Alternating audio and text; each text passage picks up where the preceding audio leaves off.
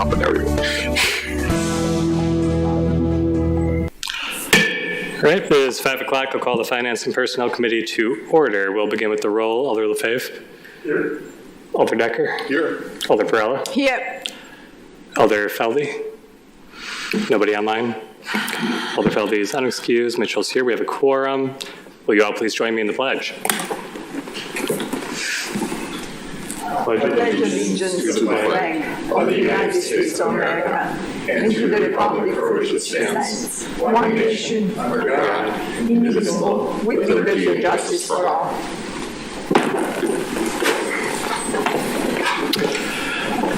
All right, barring objection from committee, we'll jump over item 4 for introductions, and seeing no objection, move on to item 5, the approval of the minutes from the March 10th meeting. Is there any discussion on those minutes?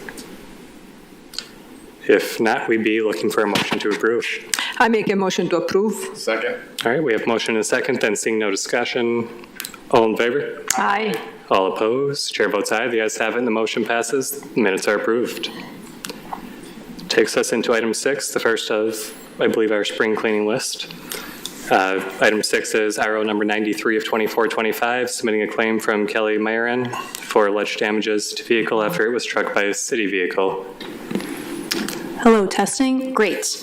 Hi there. I'm not sure I've met all of you. My name is Attorney Audrey Kratz. I'm the Assistant City Attorney for the city, and I sort of handle the claims. So it's good that I'm here today. Number 6 is for a claim for Kelly Myron for damages. The city recommends paying it. We had been waiting for a signed release, and she has provided that, so we're all good, and things are good to go with that one. Recommends filing it. Thank you. Alder Perella? So we are going to pay it, you said, correct? Yes, there was an internal investigation done, and city was determined to be at fault. Very good. My question is, in these instances, wouldn't the insurance of the vehicle, of the city's vehicle's insurance cover for that damage? It's possible. I'm not certain where the actual money comes from. I just know that a check is written by the city. Do you know that? Every claim that comes through is submitted to our insurance. So we do have a deductible that we have to meet just like everybody else. And then we would get reimbursed from our insurance company if it is in fact over that amount. Very good. Okay. It's confusing at times. I've said that many times, right? It is confusing sometimes. What is that we determine and decide to pay and what we don't, right? So in the instances, I assume that in the instances in which there is an insurance covering for damages, like for example, cars, we would be able to, typically, if it was me thinking in my unprofessional way, I would think, oh, maybe we can cover this because the insurance will cover it. But it doesn't seem to be the case. It's not always the case that if there is a potential for the insurance to cover damage, that we are going to pay the claim, if I could express myself. Yes. So really, it's about who's at fault. When I decide and speak with a city administrator, whomever else I'm speaking with, we're deciding who's at fault. It does not matter to me if the city is going to reimburse or the insurance the city has is going to reimburse. It really is just about who's at fault, and that's what I'm basing my decision on. Okay. Yeah, I would have tons of questions on that, but I appreciate that. Thank you. Maybe just adding a little bit more to that. If the city were to make the determination to pay out and insurance does not agree that the city was at fault, I don't imagine that insurance would still be covering that payment at that point. Correct, yes. Any other discussion on this one? If not, we'd be looking for a motion to file. I make a motion to file. Second.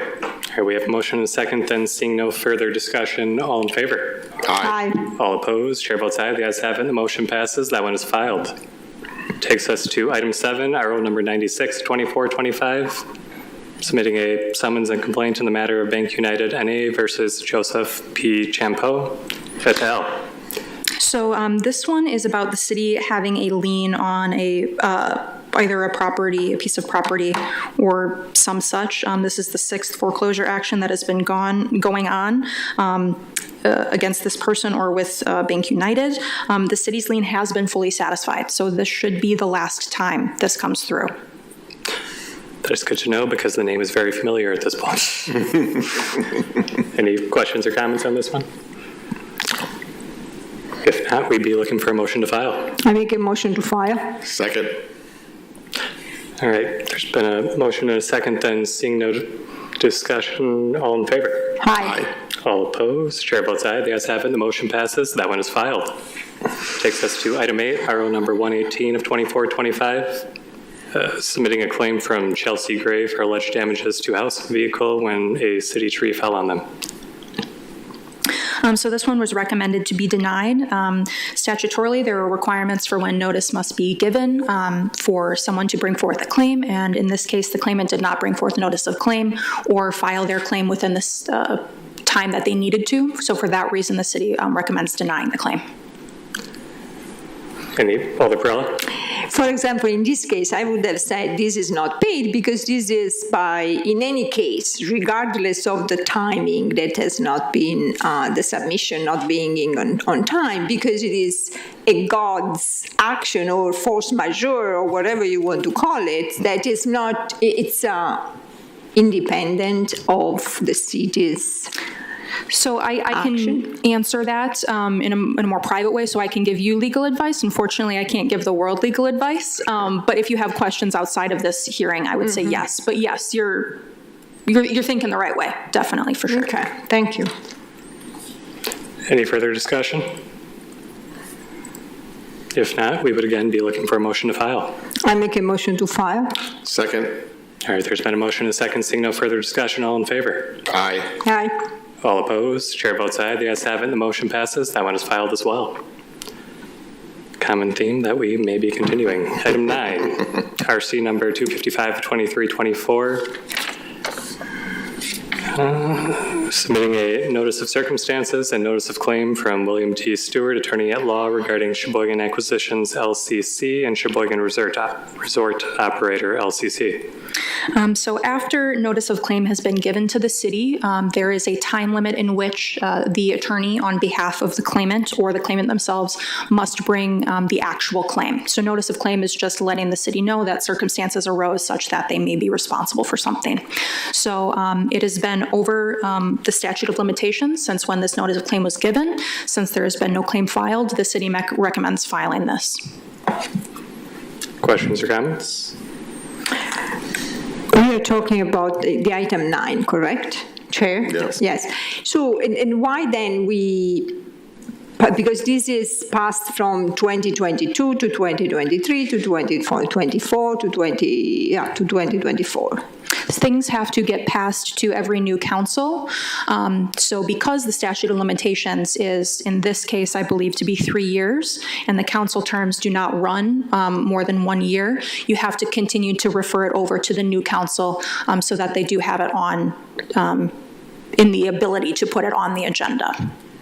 So that's why it's been rolled over a few times, is because we have to continually do that for every notice of claim to satisfy that statute of limitations. So when will be the last time that we see this? The statute of limitations is done, so okay. this is the last time. Okay, thank you. Any other discussion? If not, we'd again be looking for a motion to file. I make a motion to file. Second.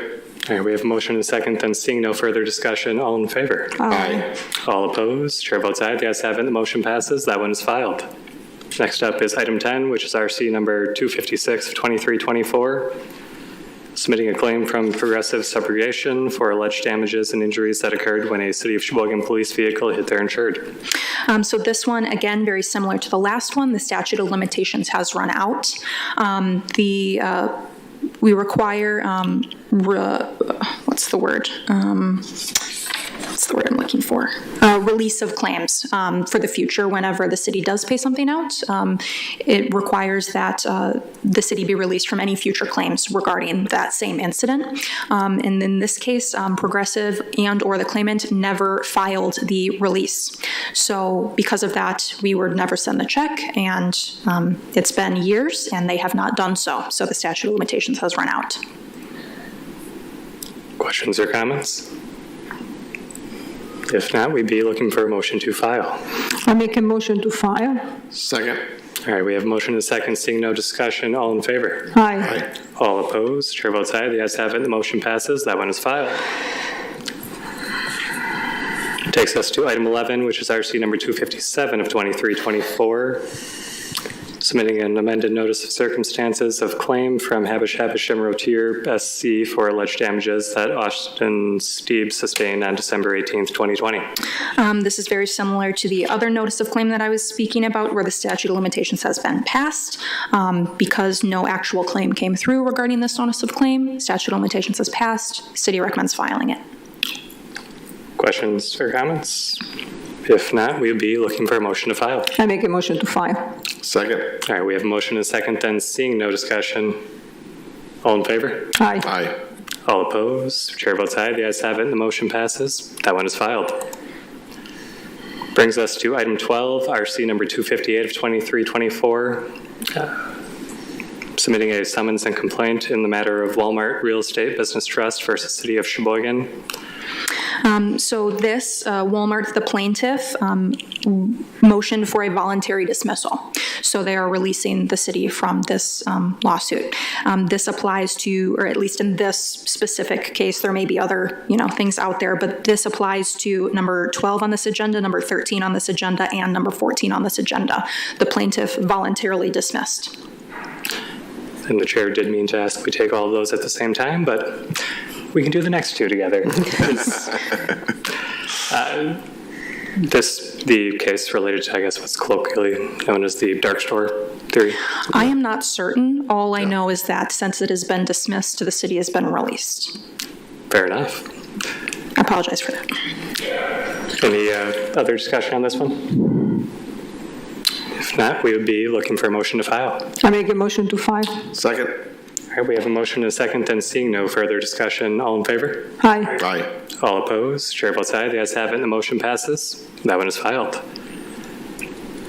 Barring objection from committee, we will take items 13 and 14 together. Item 13 is RC number 259 of 2324, 14 265 of 2324, both submitting a summons and complaint in the matter of Walmart Real Estate Business Trust versus the City of Sheboygan. Again, it's the exact same thing as the last one. Did anybody think of any questions that they did not ask the last time? Okay. Last call for them. All right, seeing no discussion on this one, then we'd be looking for a motion to file. I make a motion to file for item 13 and item 14. Second. All right, we have a motion and a second. Seeing no discussion, all in favor? Aye. All opposed? Chair votes aye. The ayes have it, and the motion passes. Items 13 and 14 are filed. The date of our next regular meeting is to be determined, but likely to be April 7th. Schedule's allowing. And with that, we have exhausted our agenda and are looking for a motion to adjourn. I make a motion to adjourn. Second. All right, we have a motion and a second for adjournment. All in favor? Aye. Aye. All opposed? Chair votes aye. The ayes have it, and the motion passes. We are adjourned. Were you hoping somebody was gonna? Yeah.